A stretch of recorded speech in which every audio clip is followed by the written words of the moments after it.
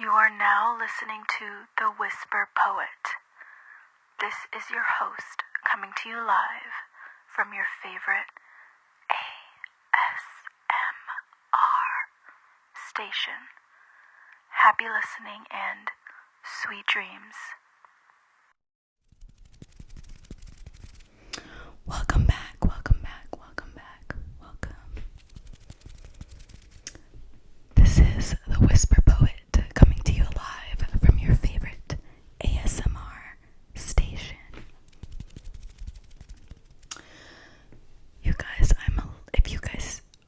I'm a little bit frustrated as I'm trying to film. This is my fourth time trying to film this video. It is 11 p.m. at night. I live in a suburban area, and all I hear, it sounds like Fast and Furious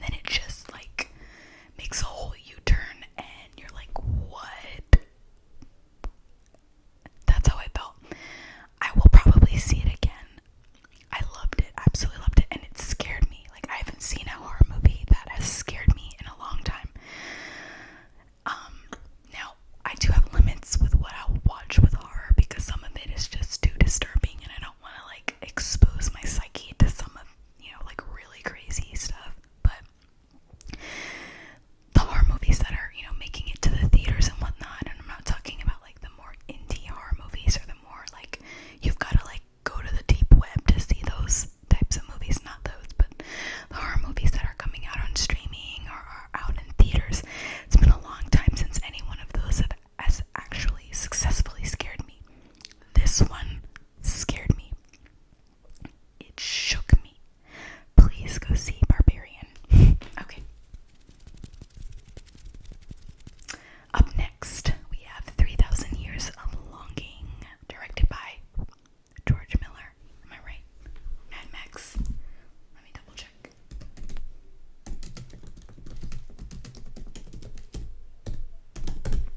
Okay. Yes, George Miller, who also did Mad Max. Mixed feelings here. Okay. Everything up until like the last 20 minutes of the movie was chef's kiss. Okay. First of all, I love anything Tilda Swinton is in. I love her. She's amazing. Idris Elba, amazing. I mean, with two leading stars, how can you go wrong? And for me personally, that movie was flawless up until the last 20 minutes. I really enjoyed it. It was so creative, and fantasy romance as a genre is a genre that I like, but sometimes it can be boring or predictable or cringy. This was, I think it was very artful, and it was visually stunning, and the storyline was very compelling. I loved it. But then somewhere in the last 20 minutes, it started to kind of drag on, and there were several moments throughout the ending where I was like, okay, it's over, but then it wasn't. So there was like multiple conclusions, it felt, towards the end of the movie, where it was like, what's going on? It felt, and then it felt incomplete, and it's like everything led you to a point of feeling, wow, this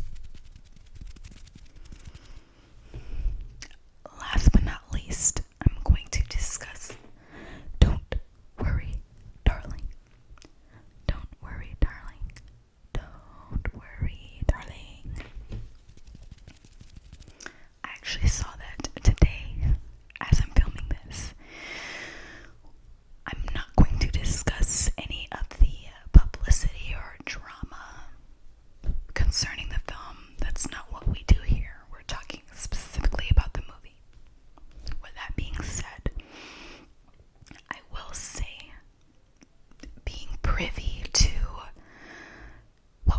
a lot of what was said about the movie via social media and whatnot, especially when it comes to Harry Styles' acting.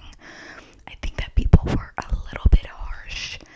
In my opinion, I feel as though Harry Styles' acting was actually pretty okay. Like, it was not bad. It wasn't bad at all. I think with him kind of being a novice at acting and this being, I think he only has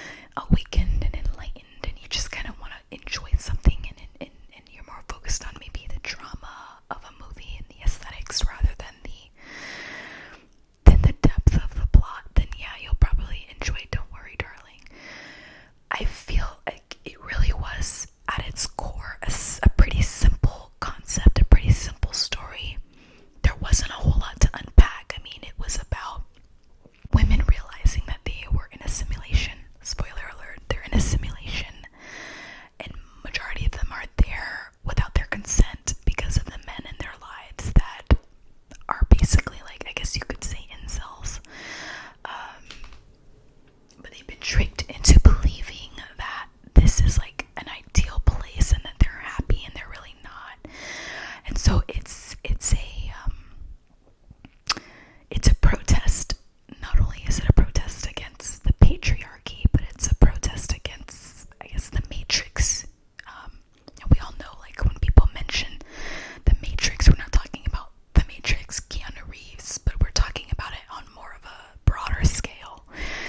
It wasn't a hard concept to grasp, and there wasn't anything that really shocked me. Like, I knew going in what the movie was, and I mean, it was predictable, but that doesn't mean it wasn't enjoyable. Like, it was a good movie, but it was predictable, and this story was fairly simple, and it's a story that's been told many times before in different ways. So, I mean, that's not a bad thing. It's just not, I guess maybe some people expected that it was going to do something even more controversial with that concept, and maybe take it even further, maybe say something even more than what it said, but it kind of, I guess it just fell towards the middle ground with that. So nothing wrong with that, but yeah, that's probably part of the reason why the score of the movie is at what it is, kind of, average, I would say. Not terrible, not like a flop, but not like amazing, outstanding. I mean, this is all my opinion, of course, and these are some of the opinions I've seen as well, but my opinion was that it's enjoyable, it's fun, there are moments that are actually really funny, it's visually stunning, the acting is amazing, the score, I loved the score. Plot wise, could it have done more with the concept? I think so, but that doesn't make it, to me, that doesn't make it a bad movie. That makes it an enjoyable movie. Do I think that the film deserved all the fanfare it got and all of the... Do I think that it needed to be at the Venice Film Festival? I mean, personally, no. I think they could have just released the movie as a standard blockbuster and not try to go the award route. But that's just my opinion. But yeah, so I would say for me, on the scale of 1 to 10, probably a 6, and that's slightly above a middle level. So, was there anything else I wanted to mention about the movie?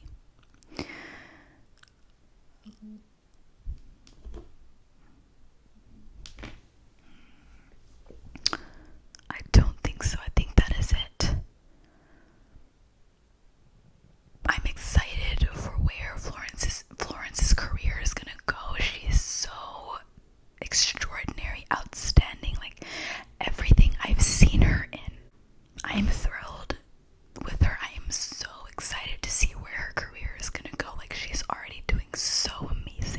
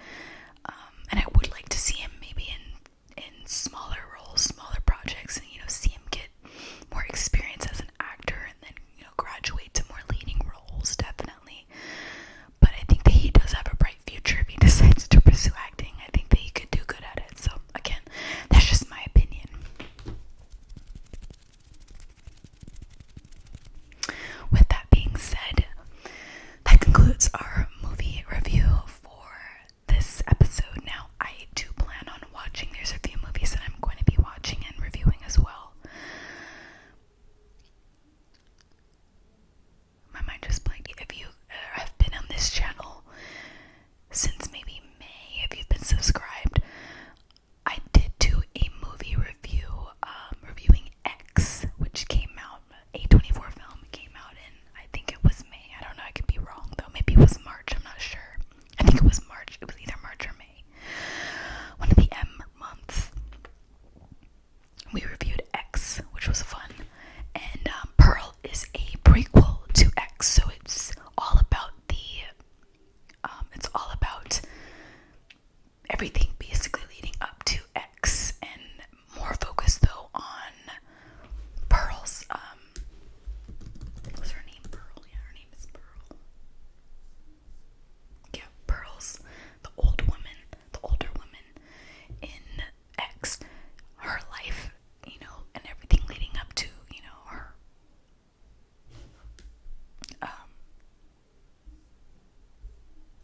I guess demise, you could say demise, yeah. So I'm excited to see that. I'm planning on seeing that. And what else was I going to see? Let's take a look. There's some movies that are coming out later in the year that I'm excited to see. So it was Pearl, and let's see. I definitely want to see Avatar, so I'm excited for that. Yeah, that's gonna be exciting. What else was it? Oh yes, Bones and All. I'm really thrilled for that. If you guys have been on this channel, you'll know that I read the book back in, it was earlier this year. I read the book, or maybe it was sometime last year, I don't know. But I definitely talked about the book and it being in like one of my favorite, it was like an honorable mention when I did the video about my top favorite books. And I love, when books are adapted into movies, when they're done well. I'm always excited for that because I was a reader before I was a movie watcher. Like I've always loved movies, but when I was younger, I used to read a lot, and now I've gotten a lot busier, but I still read occasionally. I have a TBR list right now. And yeah, so I read Bones and All, and I really enjoyed Bones and All. And then I learned that it was being made into a movie, so I was really excited for that. That's coming out in November, I think. I forget the day, but I'm excited for that. And they released the trailer, which was really... Oh, whoever edited that trailer, they know what they're doing. They should be promoted, because I hate when trailers tell basically everything that's happening in the story. But I also hate when trailers are so vague. You're like, what? Like, it's the other extreme as well. You gotta give us something. This was perfect. It was just enough. It was just enough. And if you're not familiar with Bones and All, it is a horror romance film, directed by Luca Guadagnino. I think I'm going to make a video where I correctly pronounce my favorite directors' names. I have several directors that are like my favorites, and he's one of them. And I'm going to make a video where the whole video is just me correctly pronouncing their names. But yeah, Luca. It was directed by Luca, who also did Suspiria and Call Me by Your Name and a few other movies. And where was I going with this? I literally just lost my train of thought. Well, anyway, he directed it, and I'm thrilled. It's a horror romance movie. Yeah, basically a cannibal love story. So there you have it. And I know there's a lot more. It's a layered film, so on the surface it's a cannibal love story, but there's so much more. And if you read the book, you know that it's about a girl who has felt like an outsider her entire life, and I can totally relate to that in many ways. So, and I know a lot of us can relate to the feeling of isolation, feeling like an outsider, feeling like you don't belong. So those are stories where, like, I love a good underdog story, and then throw a little romance and horror in it. Perfect. I love horror romance. If I'm watching romance, it's either foreign, like Bollywood or K-drama or Spanish or something, or it's